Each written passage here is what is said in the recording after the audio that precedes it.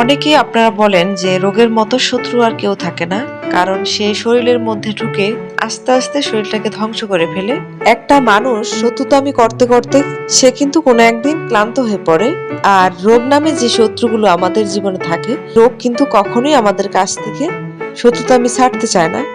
তাদের উদ্দেশ্যই হচ্ছে আমাদেরকে শেষ করে ফেলা। আল্লাহর উপর ভরসা রেখে চিকিৎসা নেওয়ার জন্য মেয়েদেরকে মায়ের কাছে রেখে তারপর ঢাকার উদ্দেশ্যে আসছিলাম। আসসালামু আলাইকুম, আমি রেবেকা সুলতানা আমাদের শরীয়তপুর থেকে বলছি। আশা করি আপনারা সকলেই ভালো আছেন। আমরাও আলহামদুলিল্লাহ অনেক অনেক ভালো আছি। যাই হোক, ভালো না থাকলেও কিন্তু আল্লাহর কাছে শুকরিয়া আদায় করে বলতে হয় যে আমি ভালো আছি আলহামদুলিল্লাহ। ঢাকায় এসে আমি কিন্তু তেরকম সময় পাইনি। হসপিটালে যেহেতু আসছি সেহেতু ওইটাই নিয়েছিলাম, সময়ের সুযোগ পাইনি। অনেক সময় খাবারেরও কোনো সময় পাইনি। আমি যেহেতু গ্রামে থাকি, আমাদের গ্রামের রাস্তাঘাট কিন্তু এত সুন্দর না। ঢাকায় যে নতুন এসেছি এটাও না, আমার সংসার জীবন শুরু হয় ঢাকা থেকেই। তো বেশ কিছুদিনই কিন্তু ঢাকা থাকা হয়েছিল, এখন কিন্তু নিজেদের গ্রামেই থাকি। শহর আর গ্রাম দুইটার মধ্যেই কিন্তু অনেকটা পার্থক্য। তো ঢাকা শহরের নিয়মকানুন কিছু হলো তো একটু জানি। যাই হোক, ঢাকার কিন্তু রাস্তাগুলো খুবই ফাঁকা ছিল এবং নিরিবিলি ছিল। তো আমার কাছে অনেক ভালো লেগেছে। যখন আমি ঢাকায় থাকতাম তখন গ্রামের কথা কিন্তু অনেক মনে পড়তো। বেশিরভাগই কিন্তু ঈদ উপলক্ষে গ্রামে যাওয়া হতো। এই রাস্তাগুলো কিন্তু অনেক পরিচিত, অনেক মায়ায় জড়ানো। ঢাকায় আসলে আমার বেশিরভাগই গাড়ির মধ্যে রিক্সাটা বেশি ব্যবহার করা হয়, কারণ আমি বাসে বা মোটরসাইকেল বা অন্যান্য যা যানবাহন আছে সেগুলোতে উঠতে পারি না। তাহলেই আমার অনেকটা মাথা ঘুরে আর বমি আসে। আমার মেয়েদেরও এই একই অবস্থা।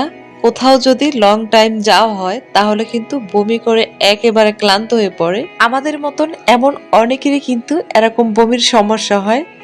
অনেকেই আবার গাড়িতে ওঠার আগে লেবু পাতা, তারপর সুপারি, পান বা বমির ওষুধ, গ্যাস্ট্রিকের ওষুধ এগুলো খেয়ে থাকেন। আমি কিন্তু কোনোটাই খাই না, চুপ করে তারপর গাড়িতে বসে থাকি, কোনো কথাও বলি না। আমার অবস্থা একেবারেই সিরিয়াস, কারণ আমি ঢাকা যাওয়ার উদ্দেশ্য করলে তখন থেকে কিন্তু আমার পেটের ভিতরে গ্যাস জমা হতে থাকে। তো আমি কিন্তু কয়েক ঘন্টা আগে থেকে না খেয়ে থাকি।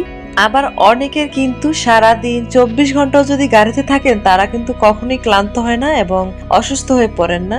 গাড়িতে উঠতে পারি না, সেই কারণে কিন্তু অনেক অনেক জায়গা ঘুরতেও যেতে পারি না। যাই হোক, আজ কিন্তু মনের অনেকগুলো কথা আপনাদের সাথে প্রকাশ করলাম। জানি না আপনাদের কেমন লাগবে। যদি আমার ভিডিওটির কোনো অংশ আপনাদের কাছে ভালো লেগে থাকে, প্লিজ আমার ভিডিওটিতে একটি লাইক দিতে ভুলবেন না। আর আপনি যদি আমার চ্যানেলে নতুন হয়ে থাকেন, চাইলে চ্যানেলটিকে সাবস্ক্রাইব করে রাখতে পারেন। আর যদি আমার কথাবার্তা আপনারা কষ্ট পেয়ে থাকেন, ভুল থেকে থাকে, তাহলে অবশ্যই অবশ্যই ক্ষমাশীল দৃষ্টিতে দেখবেন।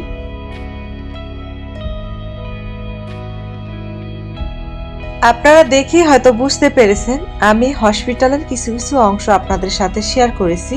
এটা যেহেতু আমার প্রথম এবং অপরিচিত একটি এলাকা, সেহেতু একটু ভয়েই ছিলাম, কারণ অনেক ছিনতাইকারী কিন্তু ঘোরাঘুরি করতে থাকে। তো যেহেতু আমার মোবাইলটা একটা ইউটিউব চ্যানেল খোলা, এই মোবাইলটা আমার কাছে অনেক জরুরি, সে কারণে ভিডিও তো এরকম করতে পারিনি। যতটুকু করেছি আপনাদের সাথে শেয়ার করলাম। ঢাকা যাওয়ার সময় রাস্তায় জ্যাম অনেক কম ছিল, এখন গ্রামে যাওয়ার সময় দেখছি অনেকটা জ্যাম রাস্তায় রাস্তায়। তো এটারও একটা কারণ আছে, কারণ ঢাকা তো ইদানিং অনেকটা গ্যাঞ্জাম হতেই থাকে। তাছাড়া এমনিতেও ঢাকা যেহেতু মানুষের চলাচল অনেক বেশি, যানবাহনও অনেক বেশি, সেই কারণেই আমরা মাঝে মাঝে একটু ভোগান্তিতে পড়ি। আজ এই পর্যন্তই। সবাই সুস্থ থাকবেন, ভালো থাকবেন, আমাদের জন্য দোয়া করবেন। আমরাও আপনাদের জন্য দোয়া করি। আল্লাহ যেন আপনাদের সকলকে ভালো রাখেন। আল্লাহ হাফেজ। আসসালামু আলাইকুম।